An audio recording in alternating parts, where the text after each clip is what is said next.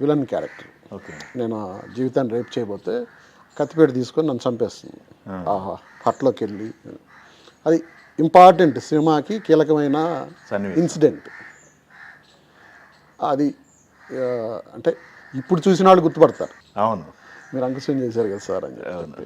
అప్పట్లో అంత గుర్తింపు తెచ్చే క్యారెక్టర్ కాకపోయినా ఏదో ఒకటి ముందు సర్వైవ్ అవ్వాలంటే ఇండస్ట్రీలో ఏదో ఒకటి చేస్తూ ఉండాలి కదా. అవును. అలా అంకుశమైన వెంటనే శివ శివ వచ్చింది. శివ వచ్చిన తర్వాత ఇమ్మీడియట్గా హిందీ శివ, పుట్టింటి పట్టుచీర. అమ్మో, పుట్టింటి పట్టుచీర బాబోయ్. దాంతో ఇంకెక్కడ నేను వెనక్కి తిరిగి చూడలేదు. మధ్యలో ఒకటి రెండు చిన్న బ్యాక్లాగ్స్ వచ్చాయి. అవి ఏంటంటే అమ్మోరు సినిమా ఒకటి కమిట్ అయ్యా. ఓకే. అది ఏమైందంటే మొత్తం 2 years ఆల్మోస్ట్ 1.5 year బ్లాక్ చేశారు. ఏ టైంలో? నేను బాగా బిజీగా ఉన్న టైంలో, పీక్ స్టేజ్లో, రాత్రి మనీ ఇవన్నీ హీరోగా చేస్తున్న టైంలో 1.5 year బ్లాక్ చేశారు.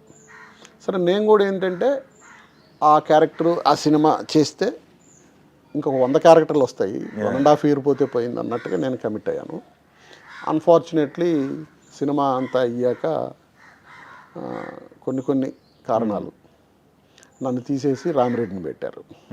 సినిమా పూర్తిగా అయిపోయాక. మీకు చెప్పారు అసలు కనీసం తీసినట్టు?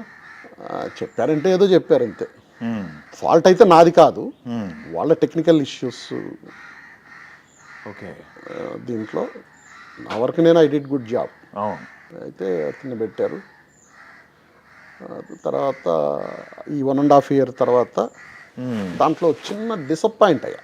బాగా 1.5 year మీ టైం ఇచ్చి క్యారెక్టర్ కూడా కనపడలేదంటే డిసప్పాయింట్ అయ్యి, అంటే బిగినింగ్లో వేషాలు రాక ఏం ప్రయత్నిస్తామని వెళ్ళిపోతాం చూడు. అవును. అలాంటి విరక్తి మళ్ళీ వచ్చింది. అలాంటి విరక్తి వచ్చి వెళ్ళిపోదాం ఇండస్ట్రీ వదిలి మళ్ళీ అసలు అంటే ఎందుకు అంటే నేను మోసపోయినట్టుగా ఫీల్ అయ్యి దాంతో కొంత అంటే ఏదో వస్తే చేద్దాంలే.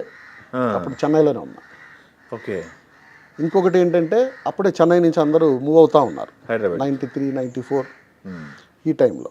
నేను హైదరాబాద్ కూడా వెళ్ళకూడదు, ఉంటే ఇక్కడ ఉన్న రోజులు ఏదో చేద్దాం, చేస్తే వస్తాయి అంటే ఒక విరక్తి. ఎట్లా బయటకు వచ్చారు దాని నుంచి? మరి కనీసం డబ్బులు ఇచ్చారా? 1.5 yearకి సంబంధించింది అంత డబ్బులు కూడా ఇవ్వాలి.